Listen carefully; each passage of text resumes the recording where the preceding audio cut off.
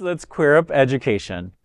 Virginia students stage walkouts to protest new laws requiring the outing of trans classmates. On Friday, 5 Virginia Beach high school students stage walkouts supporting transgender rights. The walkouts is in response to the Virginia Beach School Board potentially approving Policy 5-31, which the Pride Liberation Project says will require schools to out trans students to their parents. Students have been organizing walkouts across the state since Republican Governor Glenn Youngkin earlier this year announced new guidelines for trans and non-binary students.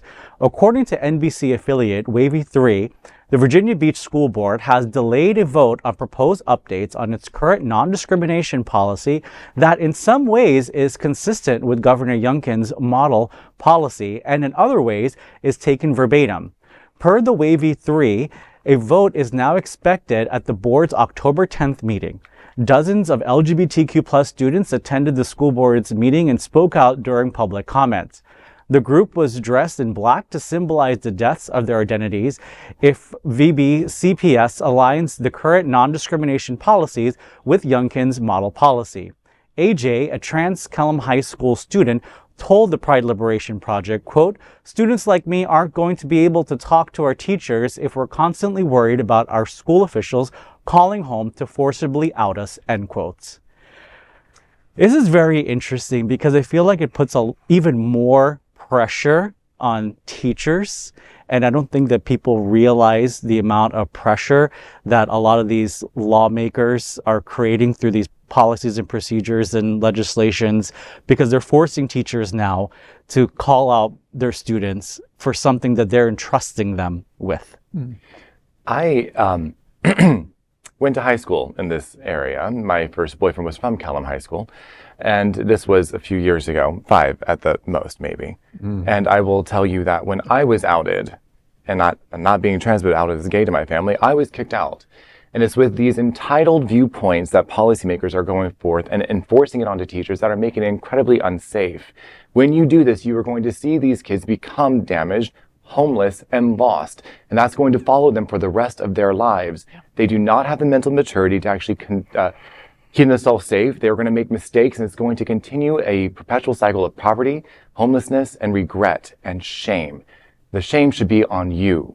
When you're looking to make these policies, ask them what would make them feel safe, because at some point during puberty, you become well enough to make your own decisions. You just need better guidance. And that is what you were saying, one of the best things a teacher can give you. If I hadn't had my teachers to confide in, I would not be here today. I'm curious to all of you from the standpoint of 5 students protesting Youngkin's trans policies in Virginia. We have reported at Queer News Tonight many stories like this all over Florida and all over the country. Do these kind of walkouts, do you see benefit in them? Is there value in them? Or do we think this is spitting in the wind? There is community. I'm sorry, darling. I agree. There is community. And I believe that it brings awareness to the situation, because a lot of people aren't even thinking about it. You know, they pass the legislation, things happen, and then that's it. But when you have these walkouts, it brings awareness to people that don't know about this particular subject. Adrienne, I'm curious, your new position as Vice President of the Dolphin Democrats and Board of Governors for the HRC.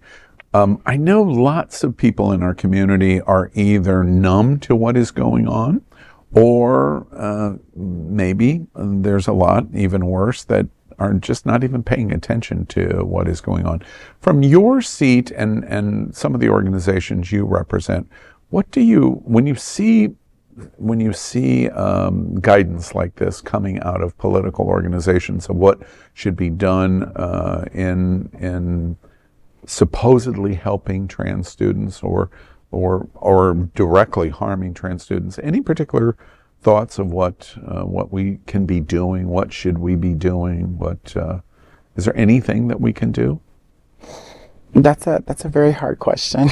That's a very hard question, because I've sat with many other trans people in different organizations all across the country, trying to come up with different ways to combat the things that are going on and bring awareness to our fellow constituents. And it seems to be a true disconnect, a real disconnect. What other things could be done? Nothing else that has not been tried I'm curious in before. terms of the disconnect, because I do a lot of trans leaders around the country interviews and talk to a lot of people that are in this fight.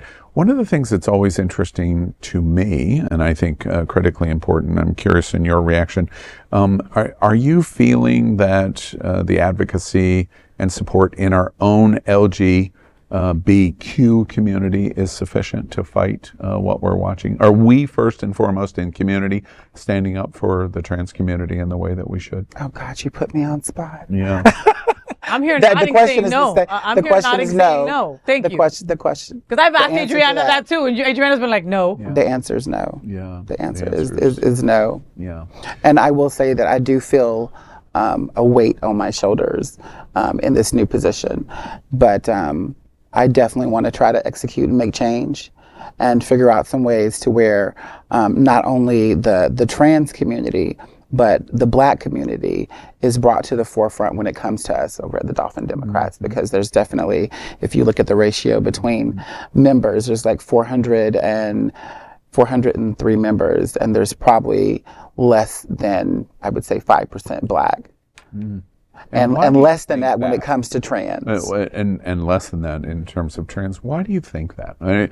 Not the statistics, I believe you. Why do you think that end result of your statistics is happening? Why is the Black LGBTQ community not participating in the way that you've just said, or the trans community in the political advocacy in the way that statistically you just said? Any thoughts? I wouldn't say that they're not participating. I would say that they're just not participating with our particular organization. Yeah. A lot of people feel more comfortable going to Black organizations, whether it's LGBTQ or not. Yeah. I do have something that's coming up soon with the Dolphins and the Black Democratic Caucus and the State Attorney's Office. So we'll see what happens. You know, Faye, last question. I'm curious as it relates to this story and what's going on in Virginia. You and I have talked about the stand-up of the community. You start to say, we're not instantaneously. Why do you think we're not supporting? Broadly, if the community is not rallying, how do we expect America, our allies, to come to our support and defense in issues like what we've just reported on in Virginia if our own community won't do it? I mean, that's a fight and a struggle and an uphill battle, Al. The reality is that unless you're affected, you don't give a shit about the rest of the letters of the acronym, okay? And if you're a white cisgender man with some money in your pocket, you're good, okay? And if I don't say that I'm a lesbian, I can pass in a lot of the circles. A lot of my trans sisters don't have that freaking luxury, you know? And a lot of my trans sisters are being assaulted and killed at a horrible rate, and no one gives a shit. You know, the reality is that until it's your sister or your best friend or it's somebody that you love, you don't get educated and you don't care about it. And that just sucks that has to be. There has to be, and I was going to say, there has to be a pandemic or an epidemic of Black and brown trans women getting killed. But guess what? There is, and it's still not getting to where we have to be, you know? So that answer, I don't have it for you, Al, you know?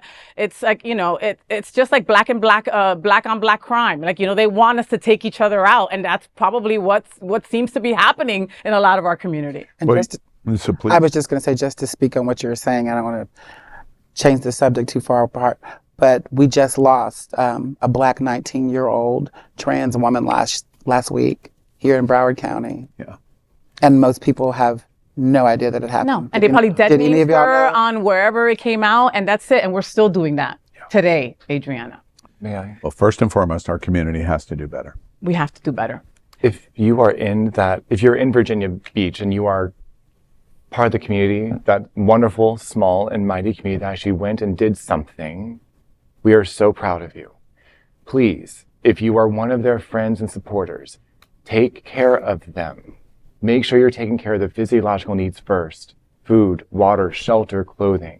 Don't go out and yell at people. Make sure they are safe first. Secure them first, then go out and fight for them. Otherwise, they will be a target with no one to protect them. Amen.